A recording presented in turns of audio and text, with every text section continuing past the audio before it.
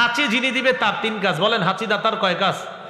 আবু দাউদ শরীফের 5029 নম্বর হাদিসে আছে, কানা রাসূলুল্লাহ সাল্লাল্লাহু আলাইহি ওয়াসাল্লাম ইদা আতাসা, নবী যখন হাঁচি দিতেন, ওয়াদা ইয়াদাহু আও সাওবাহু আলা ফি, নবী তার হাত অথবা কাপড় মুখের উপর রাখতেন।